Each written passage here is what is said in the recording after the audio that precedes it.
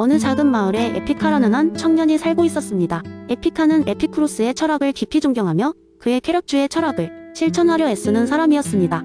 하지만 그가 실천하고자 한 쾌락주의는 단순히 맛있는 음식을 먹고 즐거운 파티에 참석하는 등의 외적인 쾌락이 아닌 마음의 평온과 고통의 부재를 의미하는 것이었습니다. 어느 날 에피카는 마을이 축제에서 친구들과 어울리고 있었습니다. 축제는 맛있는 음식과 신나는 놀이기구 그리고 풍성한 음악이 넘쳐나는 자리였지만 에피카는 이 모든 것에서 약간 뒤로 물러나 있었고 친구들이 왜 함께 어울리지 않느냐고 물었을 때 에피카는 미소 지으며 말했습니다. 나는 이 순간을 즐기고 있어. 하지만 내가 찾고 있는 진정한 쾌락은 이런 외적인 것들에 의해 좌우되지 않아. 이에 그의 친구 중 한 명이 말했다. 그렇다면 에피카, 너는 어떤 쾌락을 찾고 있니? 여기는 이미 즐거움을 위한 모든 것이 갖춰졌는데 아직 부족한 게 있는 거야? 에피카는 잠시 생각에 잠겼다가 자신의 경험을 이야기하기 시작했습니다.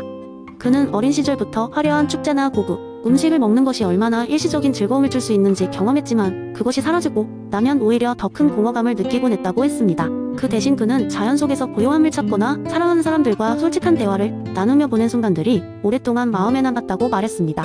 에피카는 자신의 철학을 설명하며 이어갔습니다. 에피쿠로스의 쾌락주의는 단순히 우리가 소비할 수 있는 것을 더하는 것이 아니야. 오히려 우리는 불필요한 것들을 줄이고 마음의 평온을 찾는 것이 중요해. 그 평온은 외부 세계에서 오는 것이 아니라 내부에서 자라나는 것이지. 에피카의 친구들은 그의 이야기를 듣고 잠시 침묵에 빠졌습니다. 축제의 소음은 여전했지만 그들 사이에 흐르는 공기는 달라져 있었습니다. 에피카의 말은 그들에게 즉각적인 해답을 주는 대신 각자가 자신의 삶을 돌아보게 만들었습니다. 누군가는 그간의 과도한 소비 생활을 반성했고 다른 누군가는 진정으로 소중한 것들이 무엇인지 다시 생각하게 되었습니다. 그러던 중 이 대화를 들었던 마을 원로가 다가와 에피카에게 말했습니다. 젊은이, 내가 말한 쾌락이란 지혜로 가는 길이기도 하다네. 나 또한 많은 세월을 살아오면서 비슷한 것을 깨달았지. 우리 마을에 필요한 것은 더욱더 화려함이 아닌 그 평온일지도 모르겠군. 이후로 에피카의 이야기는 마을에 작은 물결을 일으켰습니다. 사람들은 축제의 화려함 속에서도 진정한 만족과 평온이 무엇인지 찾아가는 여정을 시작하게 되었습니다. 이러한 변화는 더불어 살아가는 사람들에게 진정한 우정과 사랑을 나눌 수 있는 터전이 되었고 그들은 에피카의 지혜를 통해 에피쿠로스가 말한 삶의 균형을 조금씩 찾아 나갔습니다. 이 이야기는 마을에서 전해 내려오는 교훈이 되었으며 삶의 진정한 쾌락이란 우리가 쌓아올린 장식물이 아니라 우리 마음속에 자리 잡고 있는 평온임을 일깨워 주었습니다. 이는 사람들에게 단순한 삶에서 오는 작고 소중한 기쁨을 발견하게 해주는 동기부여가 되었습니다. 두 번째 이야기, 한 옛날 옛적에 아주 작은 마을이 있었습니다. 이 마을은 높은 산에 둘러싸여 있었고 주민들은 평화롭고 조화롭게 살아가고 있었습니다. 그런데 이 마을에는 조금 특이한 점이 있었죠. 마을 사람들은 매일 저녁 하늘의 별을 바라보며 신과 대화를 나누곤 했습니다. 그들은 우주가 펼쳐져 있는 광대한 공간 속에서 신의 모습을 찾고 그러한 신성한 존재가 그들 삶의 일부분이라고 믿었습니다. 어느 날 이 마을에 한 떠돌이 철학자가 찾아왔습니다. 그는 이름도 없었고 고향도 알 수 없는 사람이었지만 사람들은 그를 별이 방랑자라고 불렀습니다. 방랑자는 마을 사람들에게 우주와 신에 대한 새로운 관점을 제시했습니다. 그는 스피노자의 범실론을 기반으로 신이 그들 주변의 모든 것에 내재되어 있다고 설명했습니다. 그 중에서도 범실론을 가장 잘 설명한 말은 우리는 모두 신의 일부이며 자연 그 자체가 신이라는 말이었죠. 마을 사람들은 처음에는 방랑자의 이야기를 이해하지 못했습니다. 하지만 그는 침착하게 그들의 생활 속에서 범실론의 의미를 설명하기 시작했습니다. 방랑자는 매일 아침 산 꼭대기로 올라갔고 마을 사람들도 그를 따라갔습니다. 그들은 태양이 떠오르는 장관을 함께 감상하며 자연의 경이로움 속에서 신의 존재를 느꼈습니다. 방랑자는 자연이 보여주는 각양각색의 아름다움과 질서를 통해 신이 결코 멀리 떨어져 있는 존재가 아니고 우리가 맡았고 있는 자연 그 자체임을 설득력 있게 설명했습니다. 어느 날 방랑자는 마을의 젊은 예술가를 만나게 되었습니다. 그 예술가는 자연을 화폭에 담는 작업을 하고 있었죠. 방랑자는 그에게 말했습니다. 너의 작품은 신을 담고 있네. 모든 붓질이 신의 숨결이고 너의 창조물이고 신의 얼굴일세. 예술가는 처음에는 그 말을 이해할 수 없었지만 곧 그의 그림 속에 담긴 자연의 색채와 형상이 모든 것의 근원임을 깨달았습니다. 그는 그림을 통해 신성과 자연의 일체감을 표현하고자 노력했습니다. 점차 마을 사람들은 방랑자의 이야기를 이해하기 시작했습니다. 그들은 자연과의 연결을 통해 서로 그리고 주변 환경과 더 깊게 소통하며 살아가고 있었습니다. 그들은 나무를 심고 강을 보호하며 삶을 윤택하게 만들어갔죠. 마을의 노인들은 말하곤 했습니다. 신은 저 먼 하늘에 있는 것이 아니라 우리가 딛고 있는 땅과 우리가 숨쉬는 공기 속에 있다네. 결국 마을 사람들은 자연을 존중하며 살았습니다. 그들은 자신들이 신성한 존재의 일부분임을 알고 서로에게 친절하고 배려하며 공동체의 조화를 유지했습니다. 그리고 별의 방랑자는 어느 날 다시 후련히 떠났지만 그의 가르침은 마을 사람들의 마음속에 영원히 남아있었습니다. 이러한 이야기는 스피노자의 범실론이 단지 철학 이론이 아니라 우리의 일상 속에서 인간과 자연이 어떻게 연결될 수 있는지를 보여주는 예시가 될 수 있습니다. 모든 것이 하나라는 인식은 인간이 자연과 조화롭게 공존하며 지속 가능한 삶을 살아가도록 영감을 줍니다. 세 번째 이야기. 옛날 옛적 어느 마을에 특별한 모험을 좋아하는 할아버지가 살고 있었습니다. 그의 이름은 인간의 지식과 경험을 믿는 존 뉴트럴이었지요.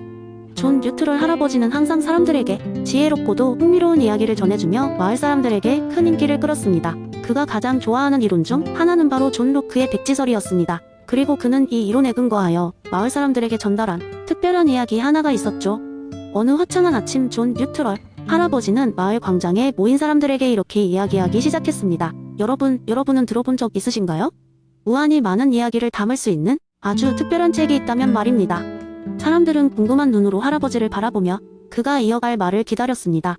이 책은 태어날 때부터 완전히 빈 책입니다. 첫 페이지, 마지막 페이지, 어떤 페이지도 아직 쓰여지지 않았지요. 그러나 이 책의 매력은 그 어느 페이지에도 한계가 없다는 것입니다. 그 페이지에 무슨 내용이 담길지, 어떤 이야기가 펼쳐질지는 바로 그 책을 가지게 될 주인의 삶에 달렸죠. 사람들은 점점 더 호기심에 차올랐습니다. 할아버지, 그 책은 어디에 있나요? 우리가 가질 수 있는 건가요?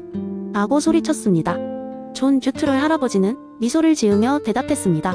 물론 여러분은 이미 그 책을 가지고 있습니다. 바로 여러분의 마음과 같은 존재지요. 우리는 모두 백지로 시작합니다. 그리고 살아가면서 다양한 경험과 사고를 통해 그 책을 페이지마다 채우는 것이지요. 그 말을 듣자 사람들은 자신들의 마음속에 있는 가능성과 잠재력에 대해 깊이 생각하게 되었습니다. 이렇게 모든 지식과 지혜는 각자의 경험에서 비롯되는 것이라면 우리는 최대한 다양한 경험을 통해 우리만의 이야기를 만들어야 하지 않을까요? 한 젊은 청년이 외쳤습니다. 할아버지는 고개를 끄덕이며 말을 이었습니다. 맞습니다. 여러분의 삶 속에서 보고, 느끼고, 생각하는 모든 것이 바로 여러분의 이야기를 써 내려가는 재료가 됩니다. 그 경험들이 차곡차곡 쌓여 여러분만의 독특한 지혜를 만들어가는 것이죠. 때로는 실패도 하고 실수도 할 수도 있지만 그 모두가 우리를 더 풍요롭게 해주는 것이랍니다. 이제 사람들은 더 이상 그 빈 책을 두려워하지 않았습니다. 대신 그들은 각자의 책을 아름답고 흥미로운 이야기로 가득 채우려는 다짐을 했습니다. 마치 자신만의 모험 이야기 속 주인공이 된 것처럼 말이죠. 그날 이후로 마을 사람들은 더 열정적으로 살아가기 시작했고 그들의 삶은 더 풍요롭고 다채롭게 채워져 갔다고 합니다. 존 뉴트럴 할아버지는 그런 마을 사람들을 보며 흐뭇한 미소를 지었습니다. 이렇게 존 로크의 백지설은 우리 모두의 삶을 새롭게 밝혀줍니다. 여러분도 여러분만의 멋진 이야기를 완성해보세요. 그리고 그날의 이야기는 시간이 지나도 사람들 사이에서 계속 회자되었습니다. 마을 사람들은 서로의 경험을 공유하며 함께 성장하고 발전하는 기쁨을 느꼈습니다. 아마도 이것이 존 뉴트럴 할아버지가 원했던 일일지도 모릅니다. 결국 우리는 모두 서로의 이야기를 통해 더 나은 사람이 되어가는 것이니까요. 네 번째 이야기. 한때 작은 마을에 아르벨이라는 소심한 청년이 살고 있었다. 그는 늘 마을의 규범과 관습에 익숙해져 있었고 그것이 그의 세계의 전부라고 믿었다. 그렇지만 아르벨은 뭔가 부족한 느낌을 떨쳐낼 수 없었다. 매일 아침 일어나 같은 길을 걷고 같은 사람들을 만나고 같은 일을 반복하면서도 어딘가 새로운 변화를 갈망하고 있었다. 그러던 어느 날 아르벨은 마을 시장으로 향하던 길목에서 전에 본 적 없는 한 이상한 물체를 발견했다. 그것은 번쩍이는 윤곽선을 가진 큐브 모양의 물체였고 주변과는 어울리지 않는 신비한 빛을 발하고 있었다. 처음에 아르벨은 그것을 피하려고 했지만 묘한 끌림을 느끼며 다가갔다. 큐브에 손을 대자 갑자기 식은땀이 흐르고 심장이 빠르게 뛰기 시작했다. 눈앞에 펼쳐진 것은 전에 본 적 없는 광활한 풍경이었다. 수백 가지 색상의 꽃들이 만발한 들판 하늘을 찌를 듯한 높이의 산과 맑은 호수. 그것은 그의 일상에서 벗어난 전혀 새로운 세계였다. 놀라운 경험에서 벗어나 현실로 돌아온 아르벨은 이전의 모든 것들이 다르게 보이기 시작했다. 매일 걷던 길, 만났던 사람들, 반복했던 일들이 더 이상 고요한 일상의 일부가 아닌 새로운 가능성의 출발점으로 보였다. 그날 이후 아르벨은 마을에서 변화의 예언자로 불리게 되었다. 그는 더 이상 마을이 규칙에만 얽매이지 않았다. 새로운 아이디어와 혁신적인 사고로 마을 사람들을 고무시켰다. 누구도 생각하지 못했던 독창적인 방법으로 문제를 해결하고 마을의 틀에 갇힌 삶의 방식을 바꾸어 나갔다. 아르벨의 변화는 단지 개인적인 차원을 넘어 마을 전체에 영향을 끼쳤다. 사람들이 그의 이야기를 들으며 용기를 얻었고 그들도 새로운 시도를 하여 작은 성공을 이루기 시작했다. 이러한 변화는 마을의 문화와 경제에까지 영향을 미쳤다. 그것은 바로 알랭 바디우의 사건, 개념처럼 예측할 수 없고 정의하기 어려운 순간의 구현이었다. 아르벨은 그 순간에 충실하며 진정한 주체로 거듭났고 마을은 새로운 가능성을 향해 문을 열었다. 그날 이후로 아르벨과 그의 사건은 마을의 전설로 남아 세대가 바뀌어도 사람들에게 전해지며 변화를 꿈꾸게 했다. 아르벨은 사람들에게 늘 말했다. 우리의 삶에서 가장 중요한 순간은 사건을 대면하는 용기와 그것에 충실하려는 의지에서 나온다고. 그 말은 마을의 모든 사람들이 기억해야 할 중요한 메시지가 되었다.